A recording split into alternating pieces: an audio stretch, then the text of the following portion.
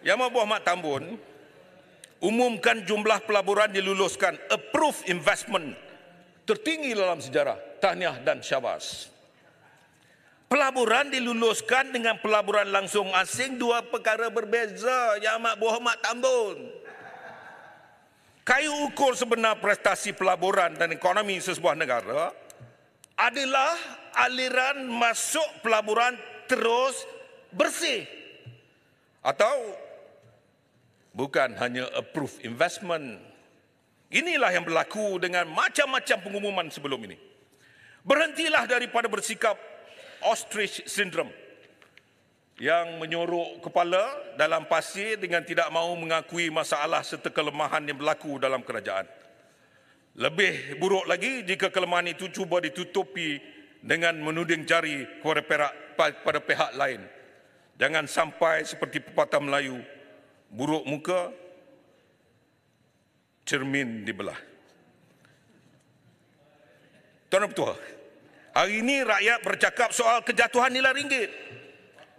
Di mana ringgit mencecah paras terendah, ringgit 4.8. 4. Nah, itu dia. Sekali lagi. Berbanding dolar Amerika Syarikat dan hampir menyamai paras terburuk ketika berlakunya krisis ekonomi 1997-1998. Secara kebetulan, Menteri Kewangan ketika ringgit terburuk pada 1998 dan semasa ringgit menyunam RM4.80 sekarang adalah orang yang sama.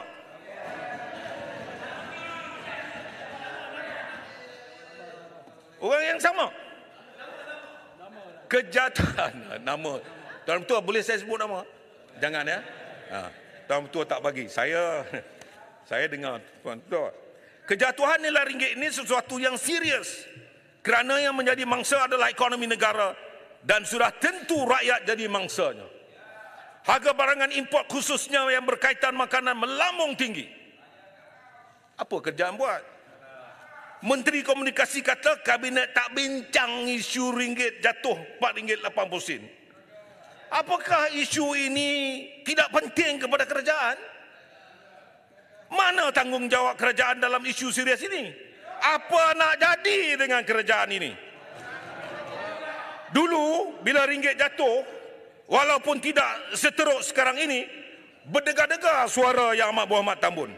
Saya ulang kenyataan Yang Amat Berhormat Tambun pada 11 September 2022 semasa berceramah di Taman Melawati.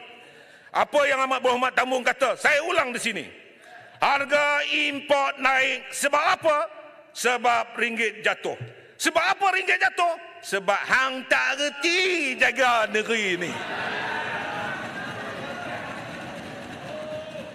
Kemudian pada 4 Oktober 2022, dalam Dewan yang mulia ini, Tambun dalam nada keras menyerang Menteri Kewangan ketika itu.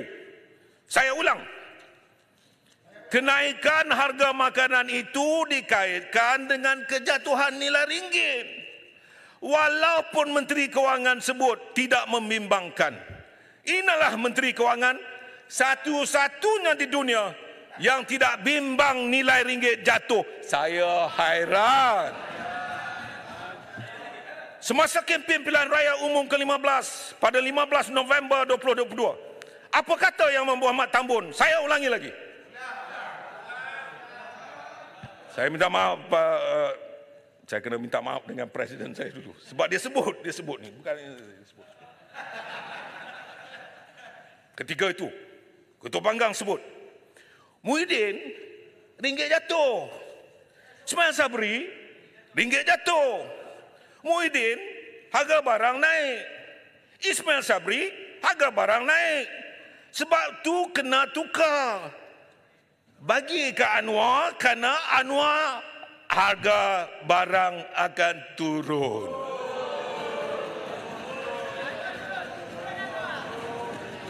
Lepas tu tak apa, dia sebut lagi pada 16 November 2022. Bagi saya jadi Perdana Menteri, supaya harga barang turun dan ringgit naik.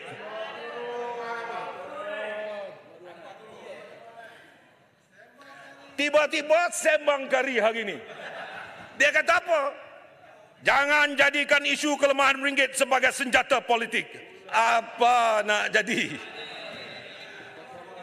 Bila kena batang hidung, dia tai chi habis. I would like to remind the Prime Minister, you are the Prime Minister and the Minister of Finance. Take the bull by the horns and be responsible. Dengan izin, tuan-tuan.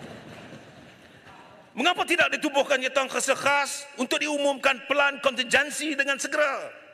Cari jalan keluar, selamatkan negara.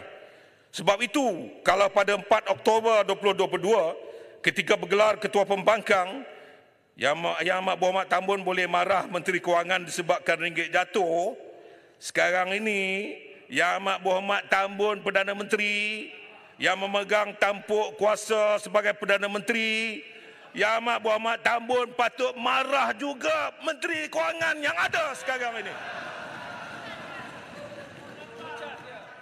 Kena pecat Menteri Kewangan yang ada hari ini. Kerana prestasi Menteri Kewangan ini lebih teruk daripada Menteri Kewangan sebelum ini.